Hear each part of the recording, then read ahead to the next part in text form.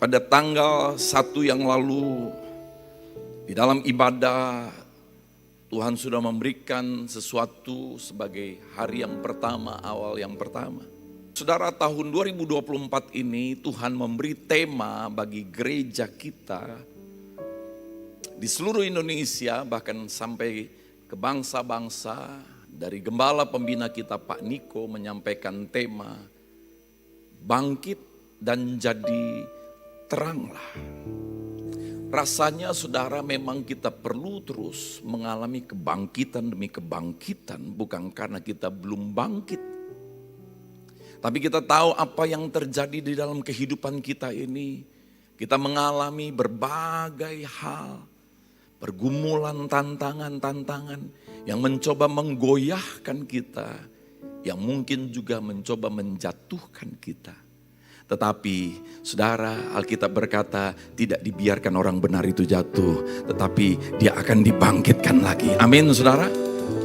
Nah mari saudara, tema firman Tuhan pada hari ini adalah terang Tuhan telah terbit atasmu. Mungkin kenyataan yang kau hadapi dalam hidupmu sepertinya keadaanmu gelap. Tapi saudara, biarlah hari ini buka hati kita. Jangan izinkan keadaan kita, masalah, persoalan, pergumulan kita menutup hati kita. Tapi biarlah justru membuat kita menyadari, saya butuh Tuhan. Haleluya. Apapun yang terjadi dalam hidup kita saudara, termasuk orang yang mungkin keadaannya baik-baik saja. Bukan berarti karena sudah baik, maka seolah-olah sepertinya kita gak terlalu butuh lagi. Karena kita tahu saudara, kehadiran Tuhan itu kita butuhkan lebih daripada nafas hidup kita. Adakah saudara yang bisa berhenti bernafas 5 menit saja? Tidak ada. Saudara, kita bahkan butuh Tuhan lebih daripada itu lagi. Nah mari saya mengajak kita saudara untuk mengalami terang Tuhan telah terbit atas kita ini. Di dalam Yesaya pasal yang ke-46 ayat 9 sampai dengan 10. Saudara, mari kita latih diri kita untuk hal-hal yang ilahi. Setiap kali kita membaca firman, kita keluarkan suara kita. Kita membaca firman, kita nyatakan sikap hormat kita. Karena firman itu bukan pendeta, firman itu adalah Allah sendiri.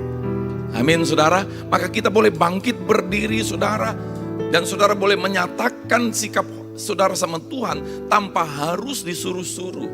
Biarlah itu Tuhan lihat dari hati kita semuanya. Di dalam Yesaya 46 ayat 9 dan 10. Mari sama-sama. Ingatlah hal-hal yang dahulu dari sejak purbakala. Bahwasanya akulah Allah, tidak ada yang lain. Akulah Allah dan tidak ada yang memberitahukan dari mulanya hal-hal yang kemudian dan dari zaman purbakala apa yang belum terlaksana, yang berkata keputusanku akan sampai dan segala kehendakku akan kulaksanakan. Haleluya. Keputusan Tuhan, ingat saudara, ini keputusan Tuhan. Aku tahu rancangan apa yang ada padaku mengenai kamu. Bukanlah kecelakaan, tetapi damai sejahtera dan memberikan kepadamu masa depan yang penuh dengan pengharapan. Keputusan Tuhan itu pasti terlaksana. Amin. Haleluya. Saudara, kalau perhatikan di situ ayatnya dikatakan memberitahukan dari mulanya hal yang kemudian. Jadi saudara, Tuhan sudah beritahukan, Tuhan sudah tahu. Katakan Tuhan sudah tahu. Tahun 2024 sampai Yesus datang kedua kali. Amin. Mari semua yang percaya kita sambut Tuhan yang bekerja di dalam hidup kita semuanya. Nah, silakan duduk semua saudara yang kasih Tuhan Yesus. Saudara, di dalam ayat yang ke-9, kita harus mengerti apa yang dimaksud oleh Nabi Yesaya. Ingat akan hal-hal yang dahulu. Ini bukan untuk membuat kita kepahitan, tetapi konteks daripada ayat ini adalah apa? Dari sejak purbakala. Apa yang dimaksud hal dahulu sejak purbakala?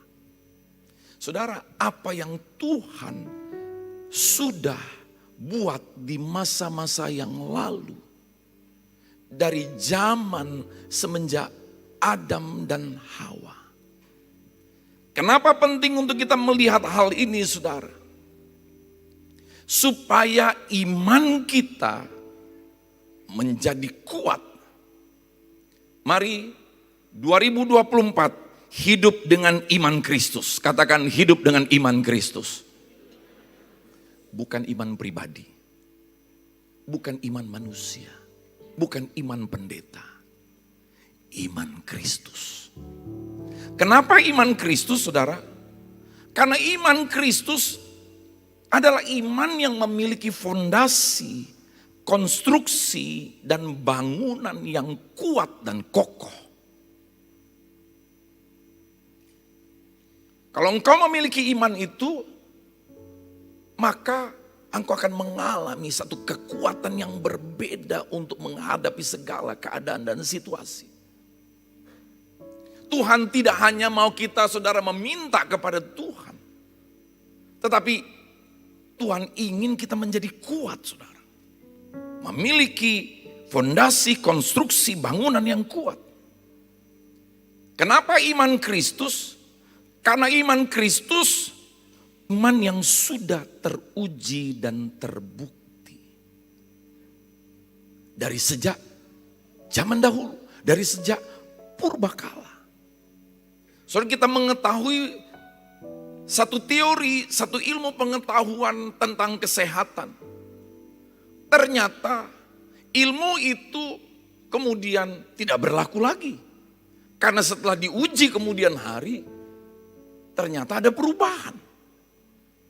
Tetapi kalau kita perhatikan, saudara, hal-hal yang dari sejak purbakala, maka kita menemukan betapa dahsyat iman Kristus itu. Melewati ribuan tahun, dia terbukti, teruji, tidak tergoyahkan. Nah, saudara, saya mengajak kita memperhatikan, saudara. Di dalam bahasa Inggrisnya ayat yang ke-10 itu dikatakan begini, maka kita dapat lebih mengerti akan ayat ini. Kalau di dalam bahasa Indonesianya tadi dikatakan yang memberitahukan dari mulanya hal yang kemudian. Tapi dalam bahasa Inggrisnya dikatakan declaring the end from the beginning. Tuhan sudah mendeklarasikan ujungnya dari awal. Saudara, Tuhan sudah mendeklarasikan dari awal. Ketika manusia jatuh ke dalam dosa, Tuhan tidak membuang manusia. Dia mencari penyebab kejatuhan manusia.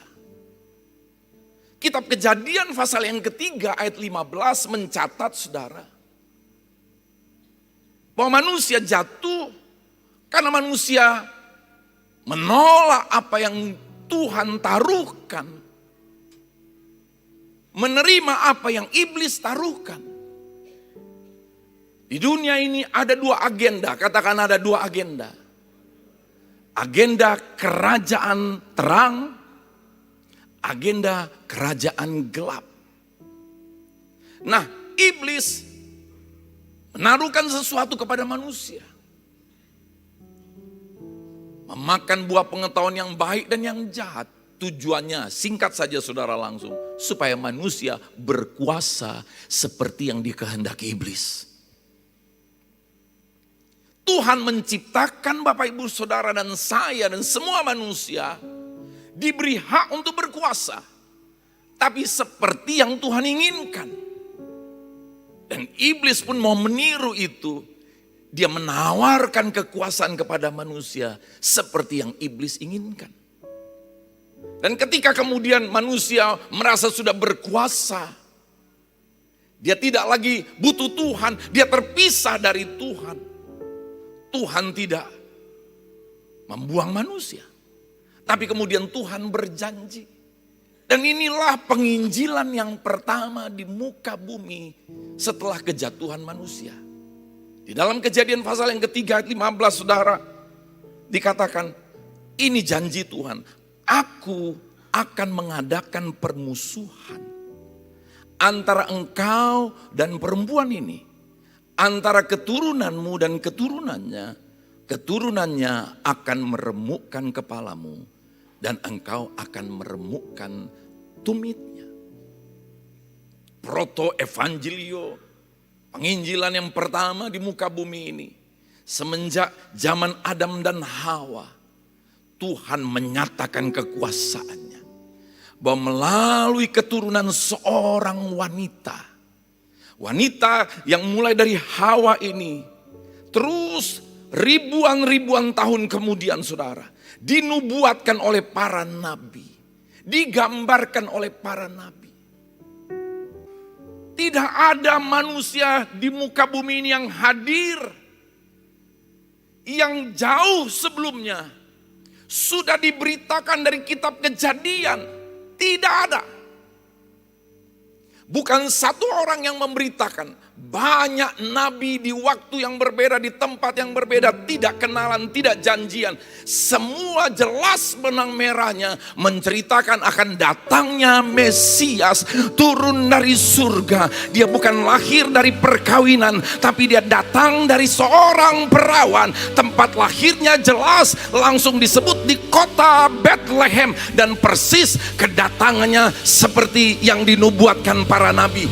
Tidak ada nama lain di bawah kolong langit muka bumi ini yang seperti itu. Hanya Yesus namanya. Itu membuktikan kepada kita Yesus bukan manusia biasa. Dia adalah Tuhan yang mau turun dalam rupa manusia.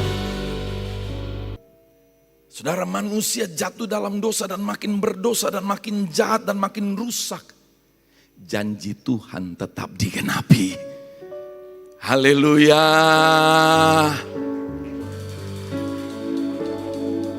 Saudara, Yesus tidak ujuk-ujuk datang.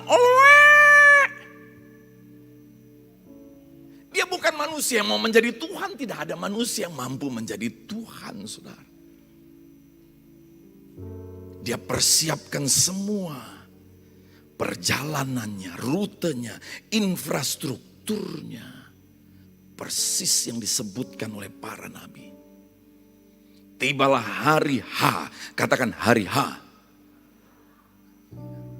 Angka H itu enggak sembarangan, saudara. Makanya nama Abraham itu ditambah H. Itu urusannya panjang.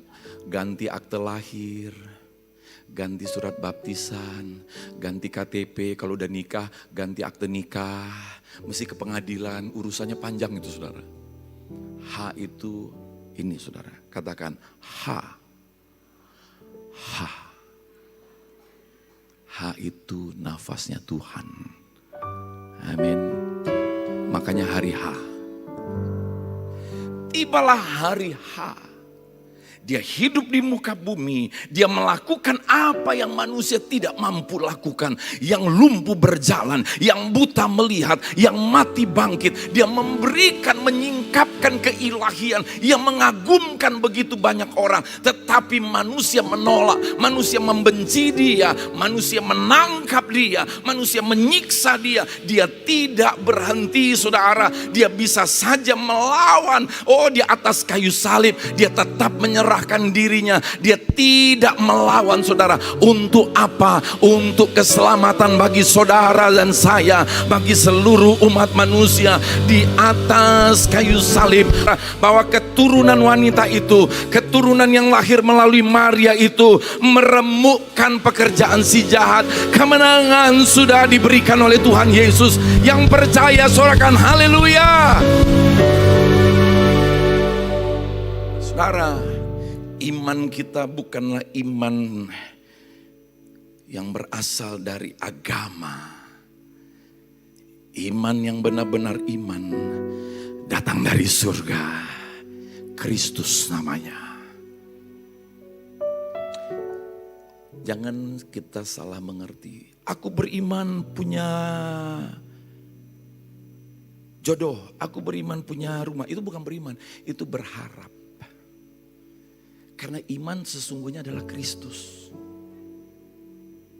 Nah, saudara, dari mulai Yesus yang mengalahkan pekerjaan si jahat, bangkit dari antara orang mati, mengalahkan maut. Apa yang terjadi? Hari ini kita di tahun 2024. Sudah 2000 lebih tahun lalu. Apa yang terjadi? Dari tahun di mana Yesus mati di atas kayu salib. Tahun di mana Yesus bangkit. Yesus naik ke surga. Lalu kemudian Roh Kudus tercurah. Apa yang terjadi? Murid-murid dikejar. Murid-murid rasul-rasul dibunuh.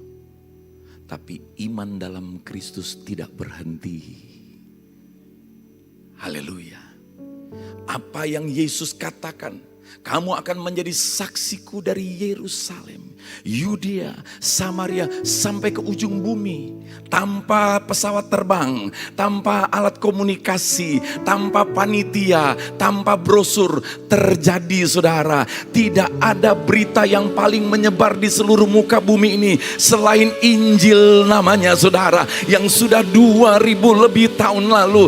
Dari 11 murid yang kemudian ada Rasul Paulus ikut di tengah menyebarkan Injil ke seluruh dunia. Kekristenan ditolak tapi tidak berhenti. Iman dalam Kristus dibunuh tapi tidak pernah hilang, karena ada kekuatan yang dari surga yang menyertai akan pemberitaan itu.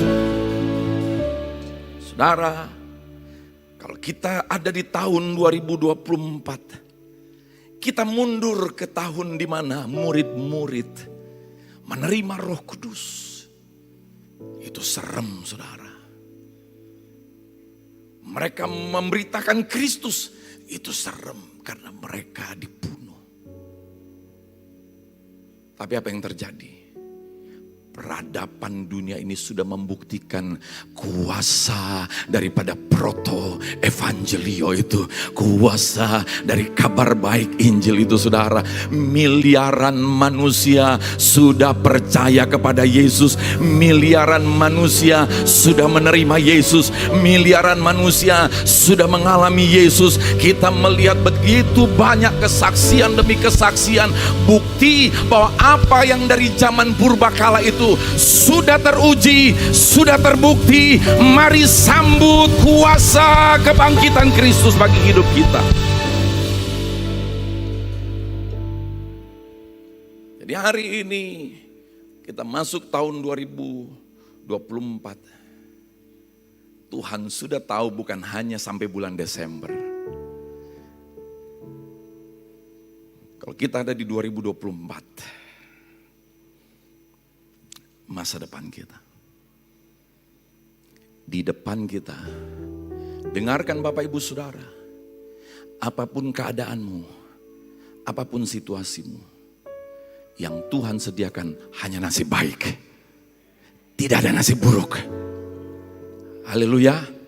Yang Tuhan sediakan adalah masa depan yang penuh harapan. Yang Tuhan sediakan adalah kemuliaan.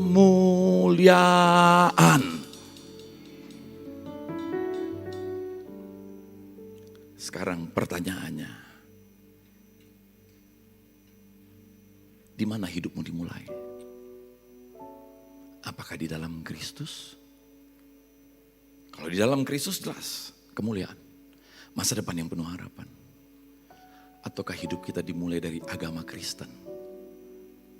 Dari turun-temurun nenek moyang, tapi tidak mengenal kebenaran, tidak mengalami Kristus, tidak beda hidup dengan orang yang tidak percaya Yesus. Kalau kemuliaan di sana, masa depan penuh harapan di sana. Tapi sementara kita tidak berada di sini, kita ada di luar itu. kita jalannya beda. Memang datang ke gereja, tapi jalannya beda. Mulainya bukan dari Kristus. Mulainya dari agama turun-temurun, makanya anak itu bisa pindah ke yang lain. Karena orang yang betul-betul mengenal Yesus dan mengalami Yesus, bukan hanya sulit tinggalkan Yesus, mustahil bisa tinggalkan Yesus. Karena Yesus begitu indah, begitu ajaib, begitu sayang sama kita. Dia pasti saudara hebat dalam hidup kita. Sekarang di mana mulainya? Nah mari saya mengajak kita saudara untuk mengalami journey of glory. Katakan perjalanan kemuliaan. Saudara mau mengalami perjalanan kemuliaan? Jangan hanya perjalanan tentang diberkati berlimpah, tapi perjalanan kemuliaan. Keluaran pasal yang keempat, ketika Tuhan memanggil Musa, saudara apa yang terjadi? Inilah yang pertama. Firman Tuhan. Katakan, firman Tuhan. Mulai dari mana? Firman Tuhan. Mulailah hidup kita dari firman Tuhan. Dunia belum berbentuk dan kosong gelap gulita menutupi samudera raya. Kapan itu berubah? Berfirmanlah Allah. Apapun keadaanmu saudara, selama hatimu mencari firman Tuhan, maka semua yang gelap menjadi terang, yang tidak ada menjadi ada, yang buruk menjadi indah. Karena firman Tuhan berkuasa untuk membuat firman-Nya terjadi. Saudara, Tuhan berfirman kepada Musa, lemparkan tongkatnya ke tanah. Lepaskan tongkat itu. Waktu dilemparkan tongkat itu menjadi ular. Lalu kemudian saudara, Tuhan bilang pegang ekornya. Lalu menjadi tongkat kembali. Saudara, ketika hidup kita dimulai dari firman. Ingat, firman itu bukan sekedar kata tulisan. Firman itu pribadi. Siapa namanya? Yesus. Kalau orang mendengar firman, itu engkau bukan sedang mendengar pendeta. Kalau engkau menghormati firman, ini bukan tentang sekedar engkau menghormati pendeta. Engkau sedang menghormati dia. Karena pada mulanya adalah firman. Firman itu bersama dengan Allah. Firman itu adalah Allah. Firman itu sudah menjadi manusia, Yesus. Kalau orang tidak menghormati firman, dia lagi gak menghormati Yesus. Waktu Tuhan kemudian berfirman, lepaskan tongkat. Kita mulai perjalanan hidup kita dari firman. Dan firman ingin berkuasa dalam hidup kita. Lepaskan tongkat. Tongkat berbicara kekuasaan. Mari saudara serahkan apa yang ada dalam kekuasaan kita kepada Tuhan. Ketika Dia memiliki kekuasaan atas apa yang ada pada kita, kita sedang membuat Dia bertanggung jawab atas hidup kita. Berapa saudara mau tahun 2024 sampai Yesus datang kedua kali, Tuhan bertanggung jawab terhadap hidup saudara semuanya. Tuhan, aku berdoa setiap kami, setiap pribadi kami Tuhan. Kami tahu kami tidak mampu ya Tuhan, tapi Engkau mau bertanggung jawab atas hidup kami semuanya. Saudara, serahkan tongkat tadi kepada Tuhan. Lalu kemudian Musa terima lagi tongkat. Tongkat yang sudah diubahkan saudara. Tongkat yang tadi Musa berikan adalah tongkat secara natural. Tapi kemudian dia menerima kembali tongkat yang sudah diubahkan. Dia menerima sesuatu yang supranatural. Kita menyerahkan kehidupan natural kita, alamiah kita. dan menerima kehidupan supranatural oleh Roh Kudus. Apa kehidupan alamiah kita? Tubuh kita ini kita serahkan. Hati kita, roh kita, jiwa kita serahkan. Untuk hidup dalam kehidupan supranatural. Kehidupan natural itu begini, saudara.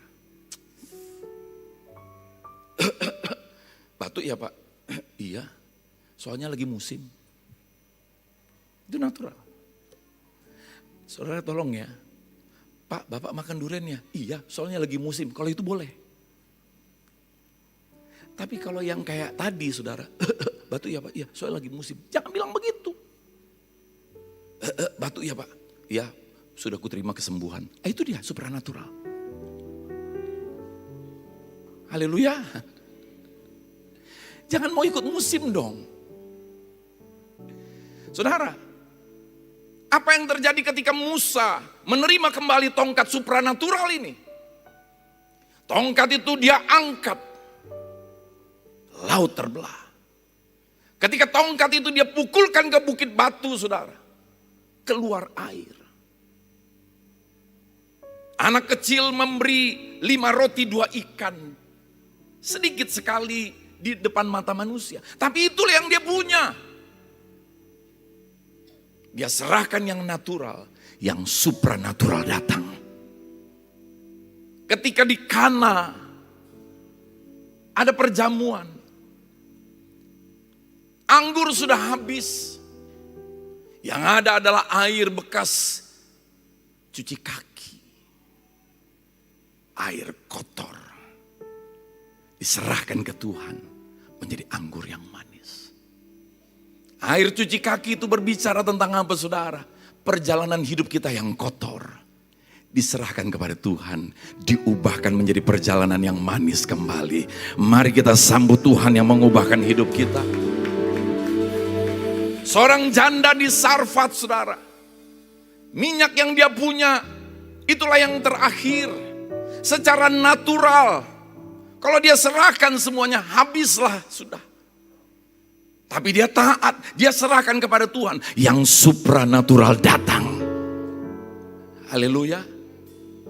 Ketika kita memiliki iman yang teguh, iman Kristus. Kita akan memiliki fondasi dan konstruksi bangunan yang berbeda, saudara.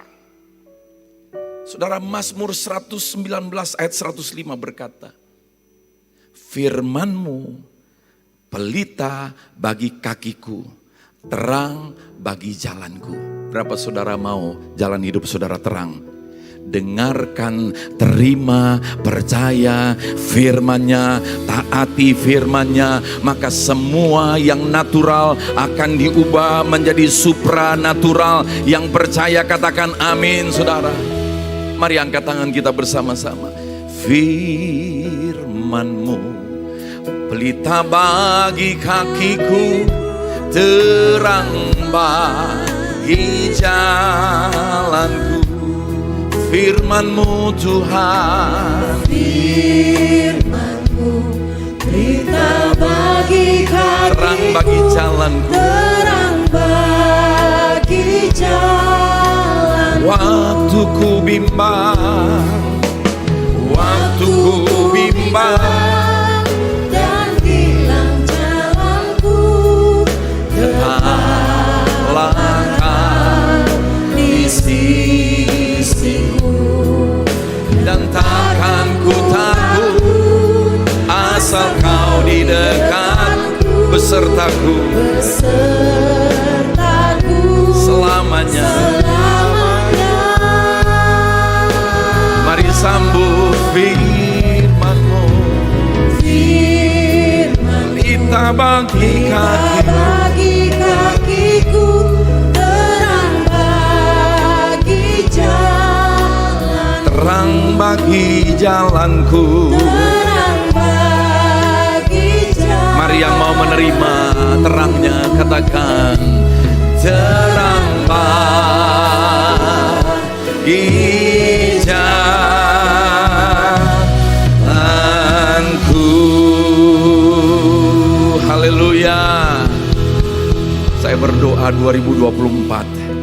kita melihat terang itu nyata dalam hidup kita semuanya. Karena kita adalah orang-orang yang menghargai dan menerima dan percaya dan merenungkan firman siang dan malam. Dan firman itu adalah Yesus.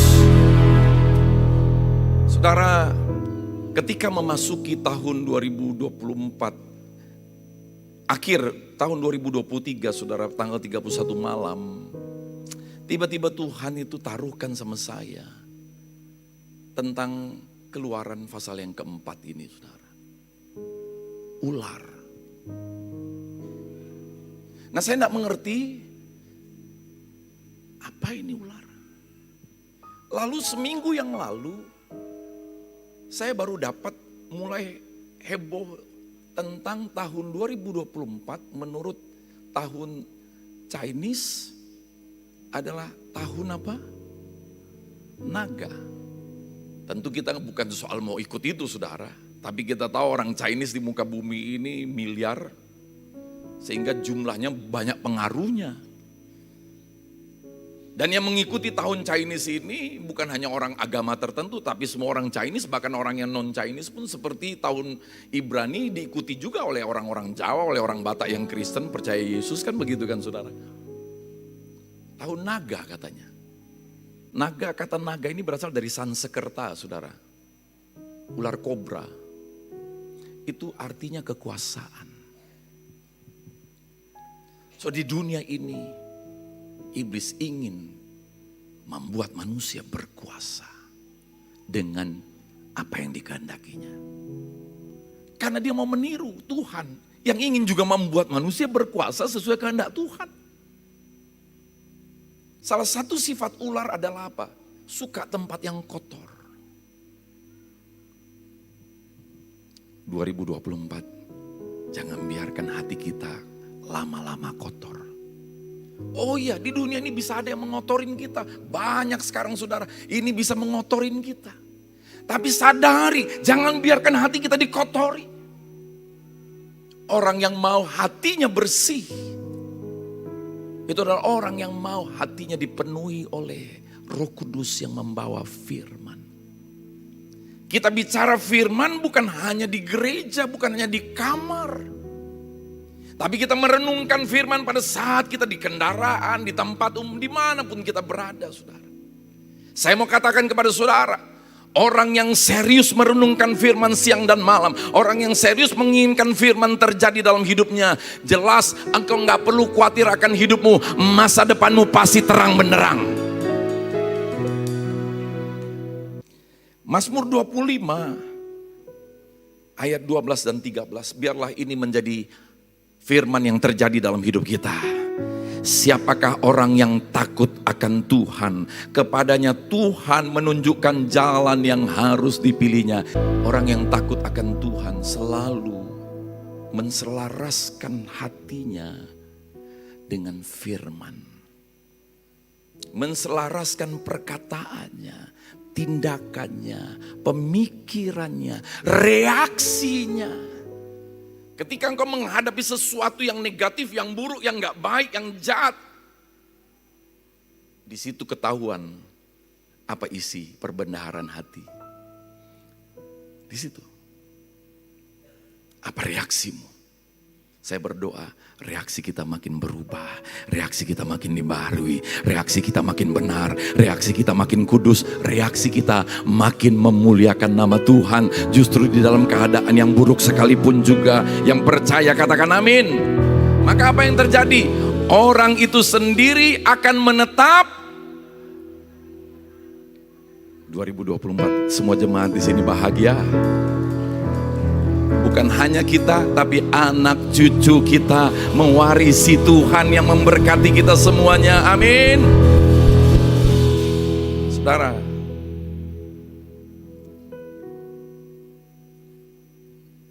Musa melangkah dengan tongkat kehidupan supranatural. Oh, dia dimaki-maki di tengah jalan, saudara.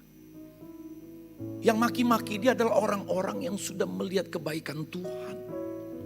Yang maki-maki dia adalah orang yang sudah melihat perbuatan Tuhan yang dahsyat. Yang maki-maki dia adalah orang yang dia sudah tolong keluar dari Mesir. Tapi lihat, dia bereaksi bukan secara natural, tapi secara supranatural. Ketika mereka tiba di Mara, mereka marah-marah. Nama tempatnya memang Mara, saudara. Apa yang terjadi? Air pahit, mereka marah. Musa bisa bilang begini, kenapa kalian komplain sama saya? Air ini kan bukan punya saya. Udah dari dulu ini ada di sini. Pergilah cari Tuhan. Tapi tidak demikian. Ini reaksi supranatural. Dia enggak sibuk dengan apa kata orang. Dia sibuk mencari apa kata Tuhan. Saya ulangi saudara. Jangan sibuk mencari apa kata orang. Tapi sibuk mencari apa kata Tuhan.